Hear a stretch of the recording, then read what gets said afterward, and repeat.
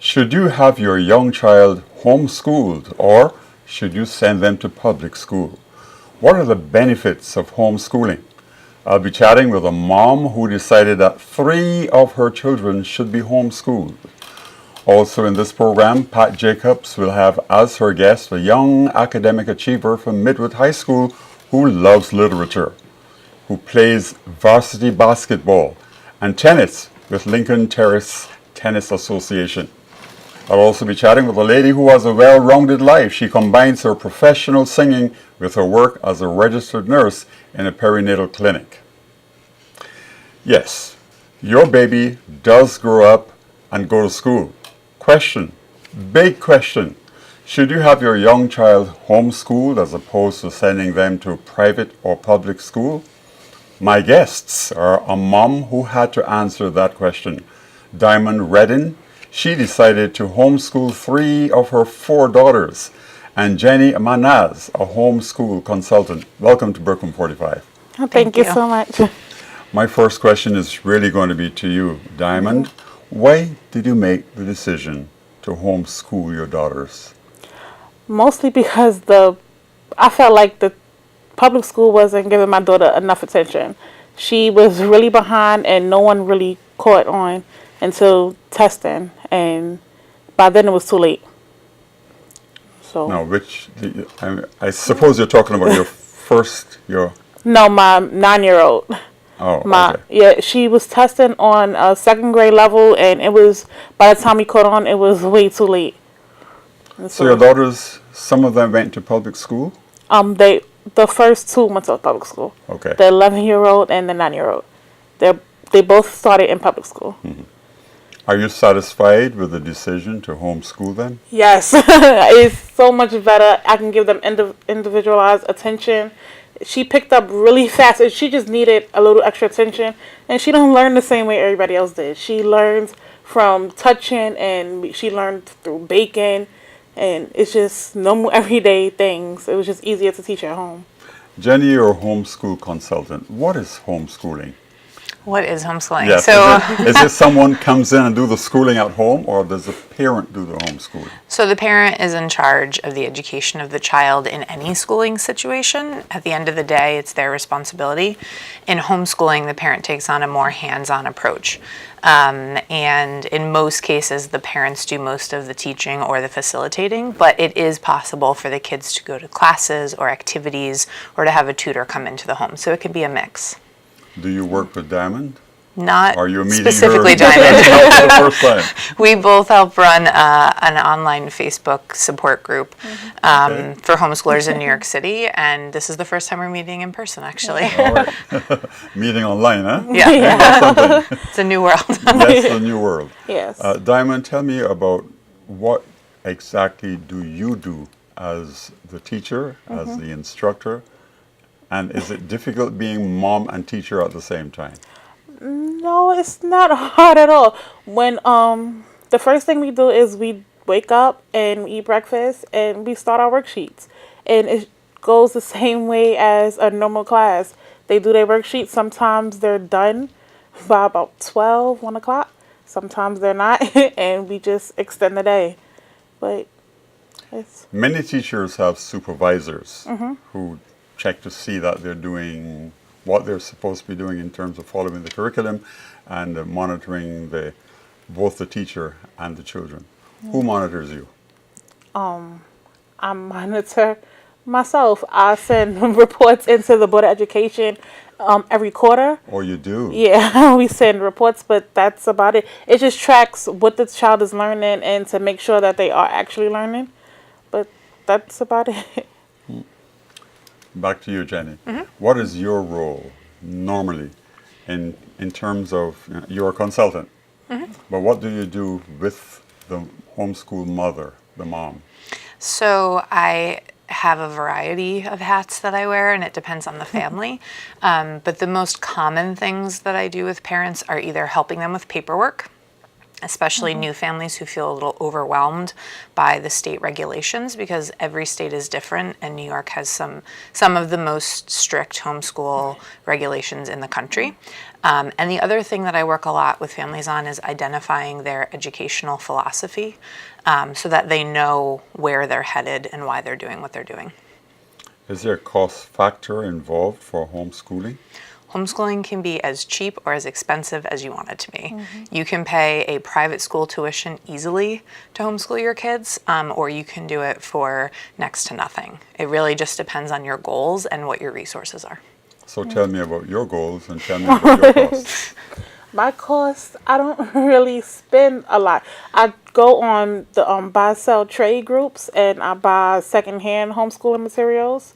I go to like thrift stores and Goodwill and Dollar Tree, and I save a lot of my costs there. We homeschool. We use a lot of internet-based resources, and it's not really expensive per se.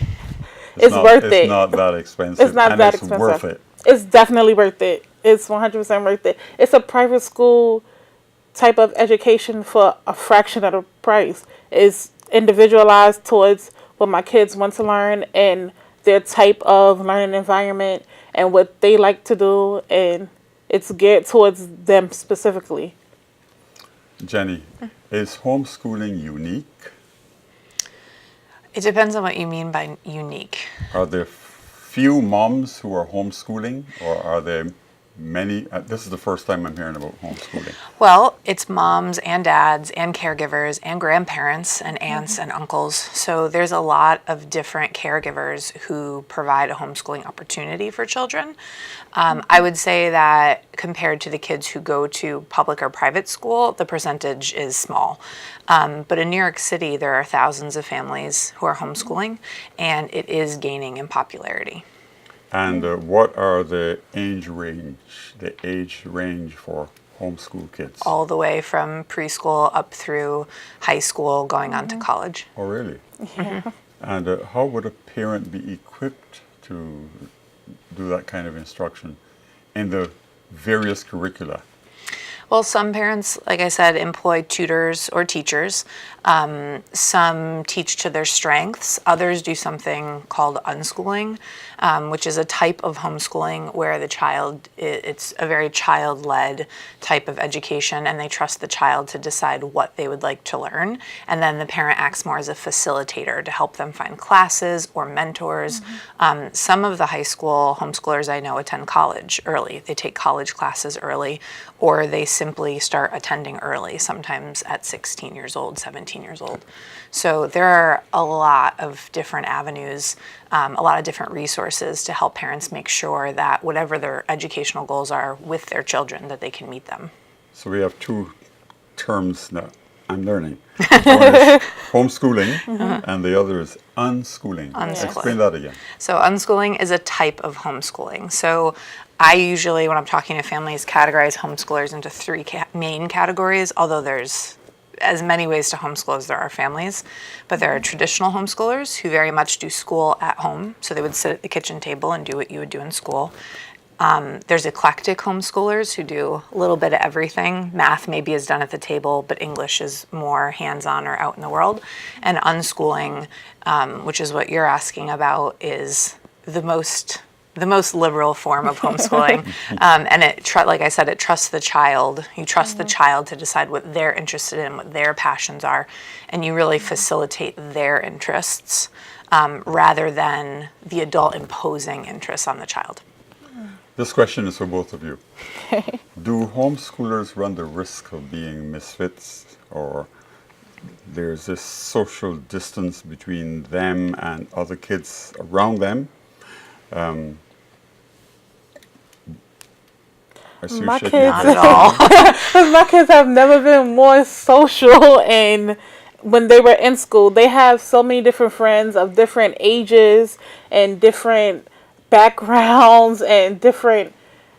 Their friends are so diverse. They have friends that are little kids to friends that are so much older than them. One of my daughter's 11. She has a friend that's 16 and in Princeton. She is so No, that's for sure. That's for sure. No, they're not going to be misfits or socially awkward, or they're more open to just talking, just being out and being Yes. able to just be open to anybody. Just they're not awkward. Yeah. That's a mom's perspective. Jenny, what about? I agree with the Diamond. I don't perspective think. of other moms. Yeah, I agree with Diamond. I don't think homeschoolers have, in my experience, homeschoolers have no more risk of being awkward or not socialized or not having friends as a public school student. There's really no higher risk. And I will point out that we're also in New York City. So in New York City as a homeschooler, it would be, you would have to try to not socialize all day long, right? Like we don't have backyards to shut ourselves into in New York City. So I always point out to people who are concerned about that when a child goes to school, they generally spend all day, every day in a classroom with 29 other kids who are all born within 6 months of them and one grown up, sometimes two. Homeschoolers spend all day, every day in the real world.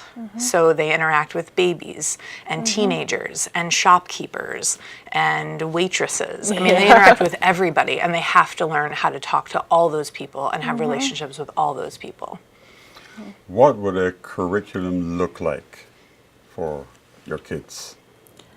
For my kids personally, I try to set up the And core. let's talk about your 3 kids. Okay, the 3 kids. The kids I homeschool are 9, 11, 9, and 4. I'm sorry. Okay. I just started homeschooling my 4-year-old this summer.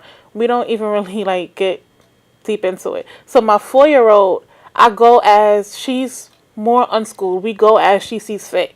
If she wants to do letters today, we'll do letters. And she wants to do numbers, I don't force her to sit down and do a certain curriculum. And with that, she started reading. Like now she can read before she can recognize most letters. And I'm so proud of her for that. And with my 11-year-old, she wants to be a surgeon. So her curriculum is more human body type of science based. And we work on the human body. We do dissections because she really likes that. We do a lot of English and literature. I just go by what she likes, whatever she likes. It's just a set curriculum, and within that curriculum, you find what you like, and that's what you study. With my 9-year-old, she likes to touch, and she likes to feel things, and that's the best way she learns. She's not going to be able to learn out of a book, and so with that, it's more of an unschooling for that too. We learn the math through cooking because she likes to cook. We learn to read by reading the street signs, and she asks me all the time different ways to set up sentences and how do you change it, and that's how we learn. It's mostly through talking. Homeschooling. Thank you, Diamond Redden, who decided to homeschool 3 of her 4 daughters, and Jenni Mahnaz, a homeschool consultant. You'll soon be hearing from Cheryl Vincent, recording artist and registered nurse. Now, here is Pat Jacobs with our young academic achiever. Thank you, Sam. With me this afternoon is Rashayon Defoe, a student at Midwood High School. Welcome, Rashayon. It is such a great privilege to have you with us in studio today. Now, you just completed first year at Midwood and you're going into second year. Over the last year, you have maintained an average of over 90%. How have you been able to do that? I'm very attentive in all my classes, so I collect a lot of notes. So when I get home, it's really easy to study and then go straight to my homework assignments. They're separate. Do you study every evening, basically Monday to Friday? Not every evening. But that's a most of goal? them, yes. And you have a set time when you study? Yes, I do. And study involves what? What technique do you use? Okay, so I have to take breaks every 5 minutes. So I study, read, read and then take a little bit more notes and then take a break and then go back and forth because I can't stare at paper for so long. Do you use cue cards? Yes, I do. Index cards? Yes, I do. Okay. Now, apart from the academics, I know that you're an avid sportswoman. Tell your viewers about the sports that you're involved in. Okay, so I used to play soccer on a Saturday program called Beacon in Winthrop. school, and then I stopped. And then my current sports are basketball and tennis. I played on my basketball junior varsity team and the varsity tennis team. And I also play in Lincoln Terrace Tennis Association. It's a club where you play tournaments in areas and practice on Saturdays. So you go to Lincoln Terrace, you said? Yes, I Lincoln do. Terrace Association. Yes. So that's just a tennis club. Yes, basically. So what do they offer you? Is there the opportunity for you to say get scholarship, or it's just competition? Well, it's also competition, but if they can help me get scholarships, but when they bring me to tournaments, other people who are also coaches can help get me scholarships. They Okay, help. so it's an opportunity It's for opportunity. scouts to see what you're able to do. Yes. So of the two sports, basketball and tennis, which do you prefer? I prefer tennis because I have a deeper passion for it. But if I were ever to get pro, I think it would be basketball. So There's more opportunities. you're hoping to get pro, Yes, I am. but with basketball, why? Because there's just more opportunities, and I'm also really tall, so I think it's easier to block the ball and just go and attack. I think I'm really good at it. How important do you think it is for teenagers to be involved in sports? I think it's really important because it helps you stay fit, and also you create many friendships along the way, and it's really special for you to have that bond in the long run. So do you think you would probably take up another sport? No, I think I have too many on my hands. There's two. So Well, I guess I can see that because you're actually doing the medical, you're in the medical science program. So are you hoping one day to probably do, if you go pro with, say, basketball, what about medicine? I don't think I could do both at the same time if I can. But if I could do one or the other, I think I'd be a doctor. But I'm not sure what kind. You're not sure what kind of doctor, Yeah. but for the time being, you would still hope to probably go pro with basketball Yes. at the college level. Yes. Now, I know that you are also involved in church. What do you do? I'm an altar server, and I've been there for 5 years. So all you have to do, you help the priest basically on the altar while mass is in service. And it's really fun also. And I believe that God has brought me on this earth to serve the community really well, and that he gave me a talent such as basketball and tennis, and it will help me a lot. So you see your faith as a means of giving back Yes, I do. to your community. What would you say, is there anything that you have not done yet that you are looking forward to doing? Let's say probably, well, I know you say you can't do another sport now, but, or is it another activity that you probably would like to take up? I think I could sing, but I also play piano. You play the piano? Yes, I do. All right. So we have a sportswoman, and we have a musician, and we have someone who is excellent at the academics. Rashayan, it has been a pleasure having you on Young Academic Achievers, and we wish you all that is best in the future. Thank you very much. Back to you, Sam. Thank you, Pat. My next guest is Cheryl Vincent. If you've never heard her sing, you're missing a huge chunk of your life. She is also a registered nurse. Cheryl, welcome to Brooklyn 45. Thank you so much, and thank you for having me on the show this evening. It is truly a pleasure to be here. You've got all of these albums. Tell me about your albums. Okay, well, I have been recording for some time now. I have actually 4 albums altogether. 2 of them are R&B, and I have 2 Christmas that are like mixed genre music. The R&B CD I recorded, I think that was in 2012 or 13, and it's a variety of original songs. They're pretty much love songs. I love to sing about love, and I'm sure everyone is going to love it. Okay, why did you decide you wanted to be a recording artist? I know lots of people sing. They sing in the bathroom, they sing in front of their friends, but you're a recording artist. When did you decide you wanted to be that type of artist? Well, I started singing back in when I was about age 11, 12. I performed with one of Grenada's top cultural performing groups. I toured England, Scotland, and Ireland with that group. then I migrated to the United States at the age of 16, and I continued singing for weddings, funerals. People keep asking me to sing for different events. And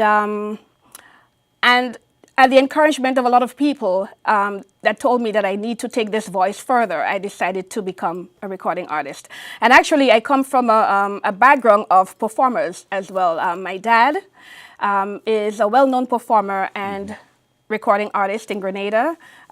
He pretty much lived his whole life singing and entertaining people, and I got some of that talent from him and from my mom as well. My mom also used to sing when she was younger. So You got the talent from them. What are Exactly. they now saying about your music? They are very proud of me. My dad couldn't be happier.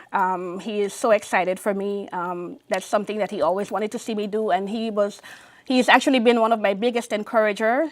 My daughter also, well, I didn't mention that I have a daughter, but I do have a 17-year-old daughter now. I'm a single mom, and she is also following in my footsteps, and she also encourages me as well. So, you know. What is your favorite type of music? I've been to your YouTube site, and I saw a lot of Christmas music there. Right. But what is your favorite type of music? My favorite type of music is, I love singing ballads. I think that's where I can express myself more. I think that brings out the quality and the technique of my voice more. But I do love a variety of music. I love reggae music because that's my cultural background, reggae, and I do a little bit of soca, although not not as much as I do the others. Come on, but you're from a soca country, Right, so- next door to Trinidad and Tobago. Exactly. So I do like to incorporate some of my culture into my music, but generally I do love doing R&B and ballads and reggae. How do people my strong get hold of your music? People can find me on YouTube, Cheryl V Music. They can also find me on Facebook, Cheryl V. You can like my artist page. I'm also on Instagram, and I do have some of my music up on cdbaby.com as well. You're a registered nurse. I am a You registered sing nurse. to your patients? I do. I work with babies, premature babies, in an intensive care unit, and there I am known as the singing nurse because I use singing as part of my therapy. You know, when I take care of the babies, it's something that I do naturally. Sometimes without even thinking about it, I find myself singing to them. So. How long have you been a registered nurse? I have been a registered nurse. You're not going to believe it, but I'll believe anything you tell me. on the 10th of this month, I would have done 25 years of service at Downstate You? Hospital. Yes. You? Yes. Okay, go on. I told you weren't going to believe me. I don't know if it's the fact that I'm working with babies that keeps me youthful. And you've only got It's one also baby. right, and it's also I think it's also in my genes. You're the co-founder of a cultural group. Yes. Is that group in Grenada or is it here? Well, the parent group, as I would Yes. like to call it, is in Grenada. It originated in Grenada. I was 11 years old when I became a member of that group, and that's the same group that we toured England, Scotland, and Ireland together.